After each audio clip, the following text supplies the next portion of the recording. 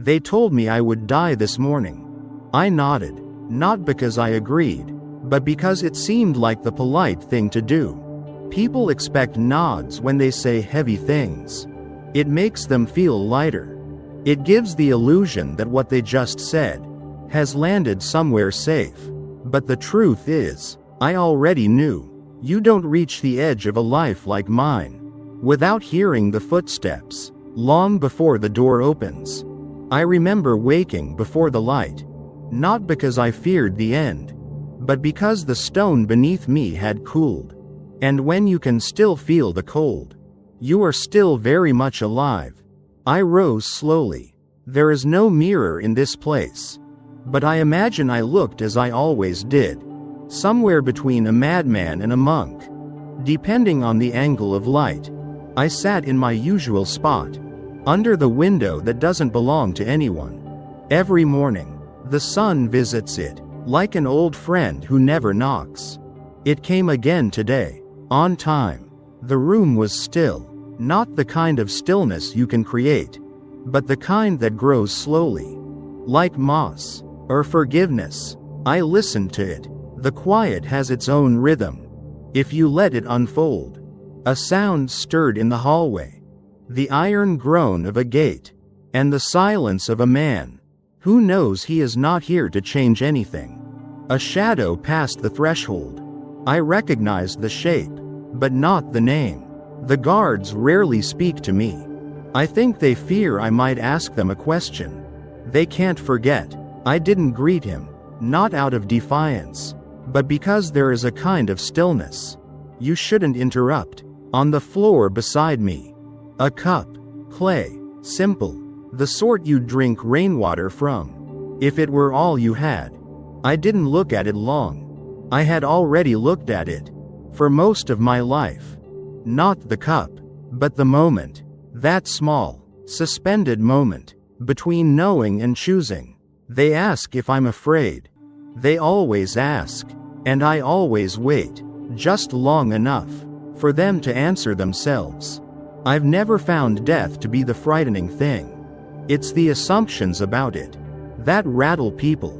We fear endings because we want closure, but closure, like truth, rarely arrives on time. I placed a hand on the wall behind me.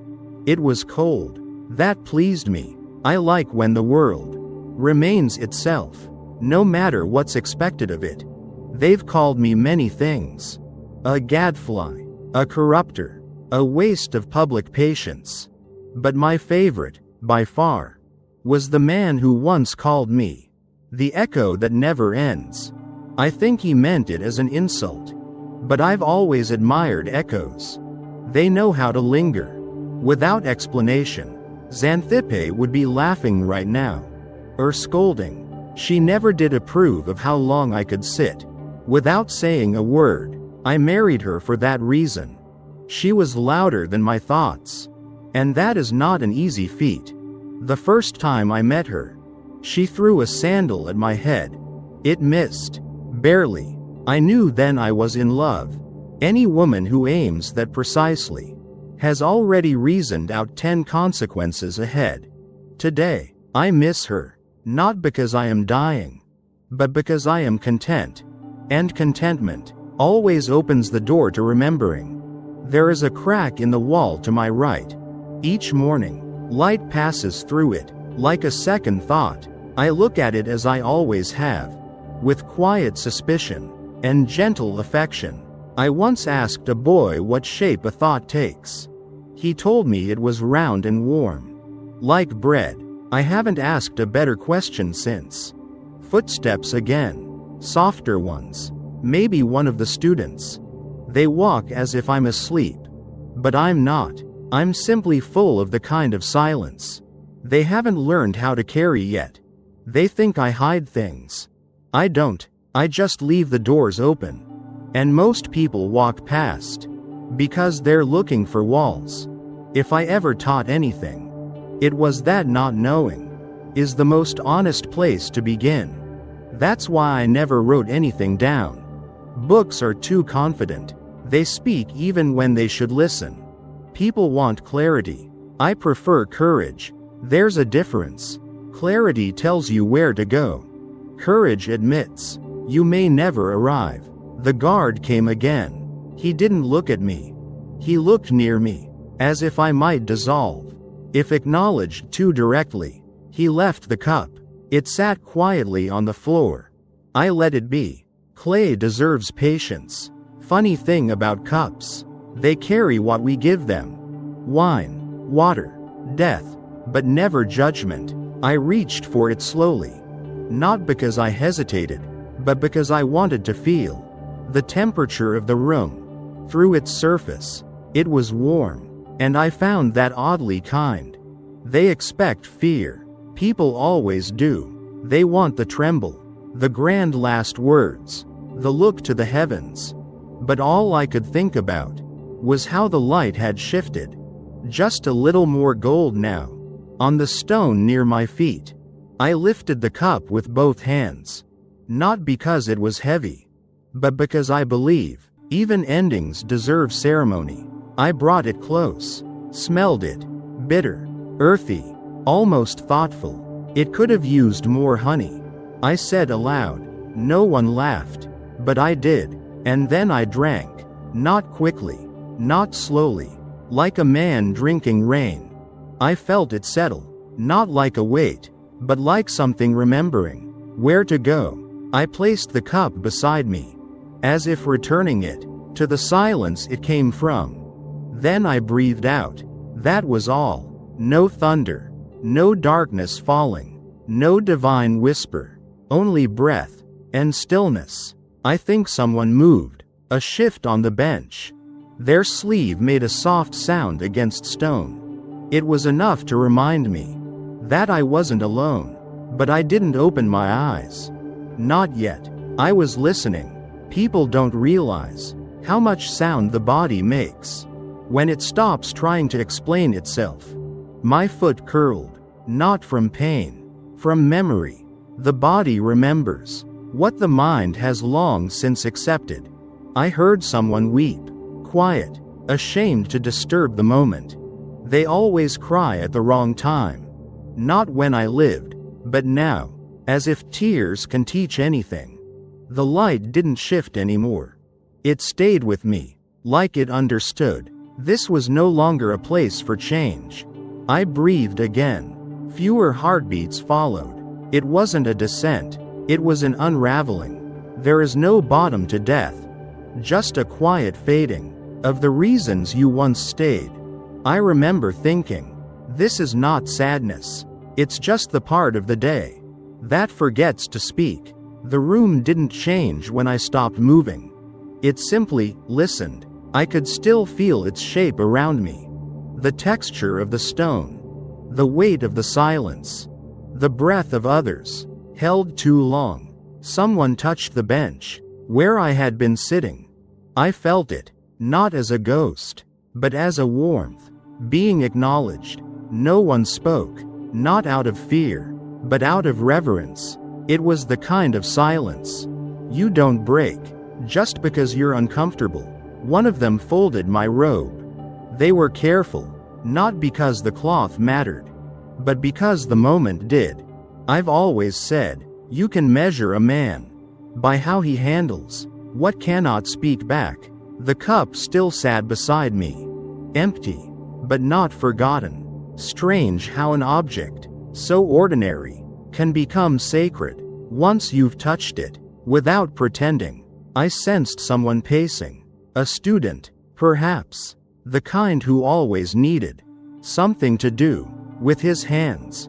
He was probably remembering some fragment of a question I'd once asked him, a riddle he never solved. I hope he never does. Some questions are meant to live longer than the people who asked them. Outside, the sun had fully risen. Its light filled the room. Without apology, Athens was awake by now. Vendors shouting, children chasing goats, someone spilling olive oil and cursing at the ground. The world moved on, but in that room, time had paused, not to mourn me, but to absorb me. That was always my hope. Not to be remembered, But to be continued. They didn't carry me out. Not right away. They waited. Even the impatient ones found stillness in that moment, and when they finally stood, they did so with the kind of quiet that changes the way footsteps sound. I like to think some part of me remained in that stone, not in the bench, not in the walls, but in the air that now knew how to listen. They walked out slowly, some with heads bowed, some with eyes wide open, as if they had finally seen the shape of a question. No one spoke, and that, to me, was the most beautiful kind of speech. I do not believe in endings, only in transitions, and as I slipped from that bench, as my body quieted, what remained was not absence, but attention. I watched them through something. That wasn't sight, it was closer to knowing. Like the way a breeze understands which leaves are ready to fall. One of them turned at the door, looking back as if to ask, "Are you really gone?" And I wanted to smile, because the answer was simple. No, I've just moved places. Now I am the pause. Before a brave thought, the silence. Before someone speaks honestly, the doubt that refuses to stay quiet. I'm not in the scrolls they write. I always slipped past ink. I'm in the eyes of the child who stares too long at the stars, in the hand that hesitates before it points, in the voice that dares to say, "I don't know." The city went on. Athens never waited for anyone. But I like to think that for a few mornings after, there was a kind of quiet in the streets I used to walk. Perhaps someone paused where I once sat and found themselves sitting longer than they intended. Perhaps a merchant forgot to shout just for a moment because something in the air felt heavier than coins. Or perhaps a child asked, "Why do we drink water when we're not thirsty?" And no one could answer. That would please me. You see, the point of my life was never to arrive anywhere. It was to walk beside anyone who was still walking, and to remind them, gently, you don't need the map. You just need the courage to ask where you are. If you're still listening, then I'm still speaking. Even now, even here. That's the thing about the voice. It doesn't belong to the body. It belongs to the breath. And breath goes places the body cannot follow. I think sometimes of the men who sentenced me, not with anger, but with a strange sort of affection. They thought they were stopping something. And they were, but not the thing they feared. They were silencing a man, but they were amplifying a silence he had spent his whole life shaping. There was one in particular, a young accuser with bright shoes and shaky hands. He called me dangerous. He said I made people question too much. He wasn't wrong. He just said it like it was a crime. I remember looking at him, not with disdain, but with the kind of curiosity you reserve for a fruit that has not yet ripened. He was afraid, not of me, but of the question that might outlast his certainty. I hope he dreams of me still, not as a monster, but as a mirror he once looked away from too quickly. There was another one, an older man with the voice of a flute. He tried to defend me, but his words were too neat. He wanted to clean me up before placing me on a pedestal. I am not clean. I am not a symbol. I am a man who asked too much and waited too long for answers. There was a student. I don't remember his name, but I remember his shoes. They were always dusty, even when it rained. He asked me once, "What if the gods are just quiet?" And I told him, "Then we should learn to listen better." He didn't understand. Not then. Maybe not ever. But I liked that question. It had no edges. People think teaching is about passing down knowledge. But I have always believed It is about handing someone an absence that fits their palm. I never told anyone what to believe, only where to stand, so they might hear themselves more clearly. Sometimes I would speak to statues, not because I expected answers, but because they were the only ones who knew how to wait. A good question should be treated like a fire, not touched too quickly, not explained too soon. There is something sacred in the hesitation before understanding. That's where the soul learns how to open. I remember sitting in the marketplace, barefoot, asking questions that made bakers uncomfortable. One woman asked me why I didn't work. I told her I did. I was carving space in the minds of strangers.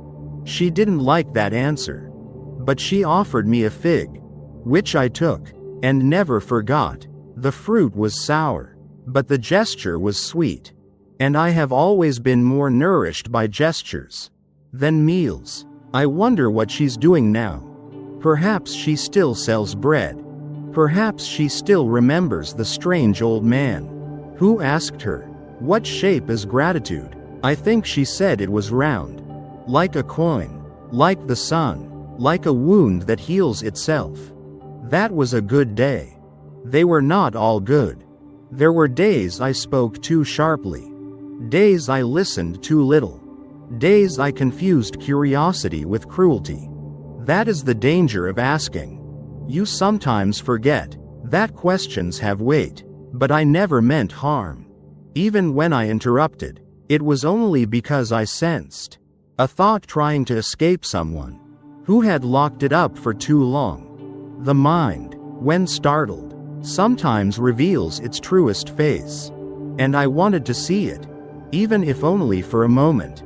There were nights when I could not sleep, not because of fear, but because a thought wouldn't let me.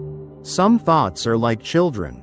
They tap your shoulder until you turn, and when you do, they vanish, leaving you changed. One such thought visited me often. What if the only thing worth knowing is the fact that you do not know? It sounds like a loop, but it isn't. It's a door, and the handle is always warm. I never met the Oracle of Delphi.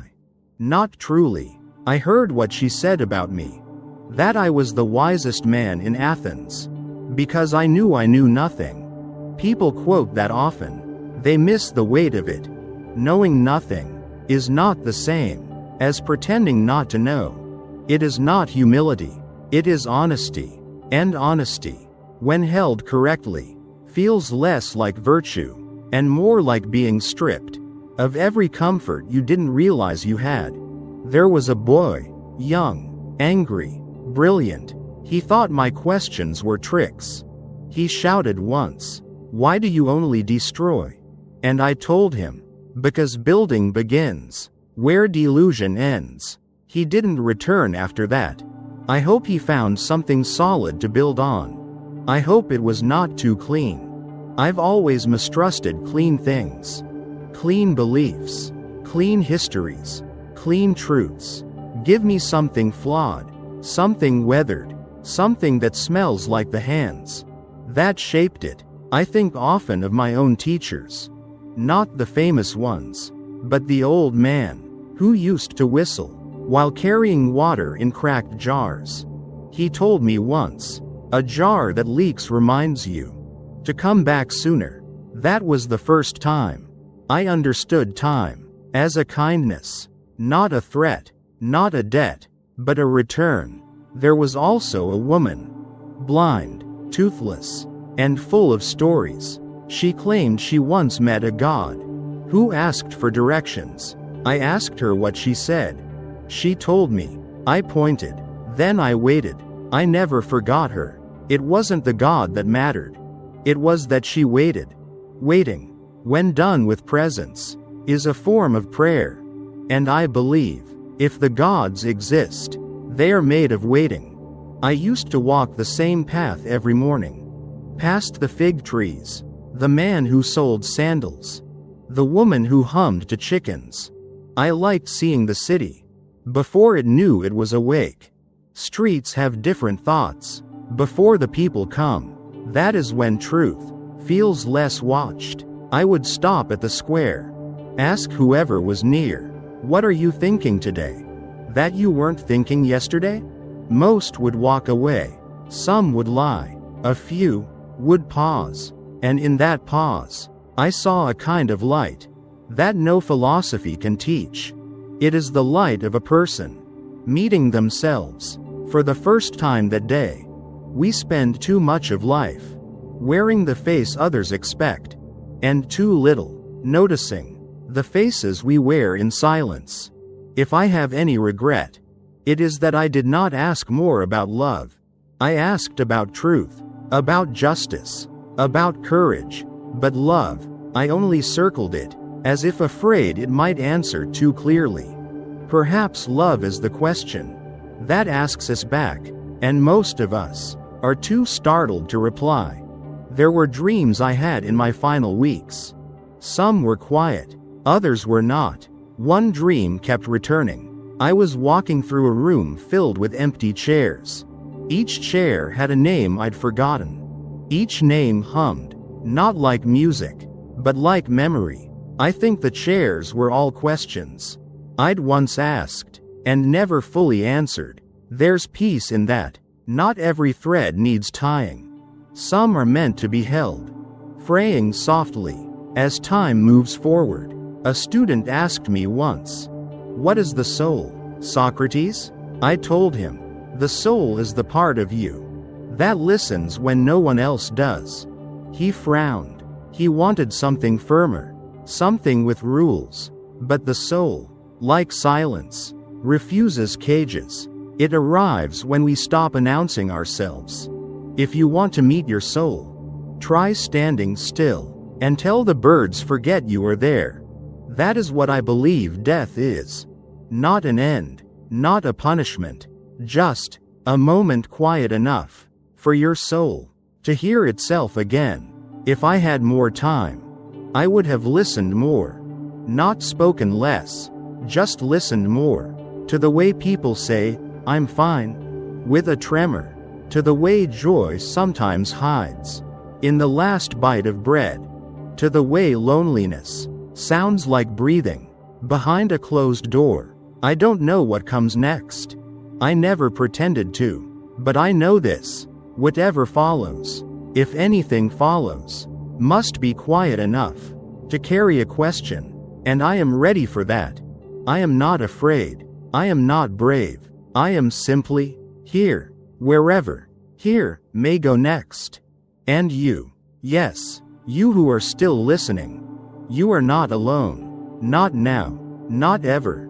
You carry me in the pauses you choose to protect, in the questions you do not rush to answer, in the moments you close your eyes, not to sleep, but to understand. So I ask you, gently, before I go, what do you still believe that no longer serves you? What silence in you has not yet been heard? And if tomorrow you wake and find a space inside you, just a little wider, a little quieter, then you'll know you've heard me, and now you can finally hear yourself.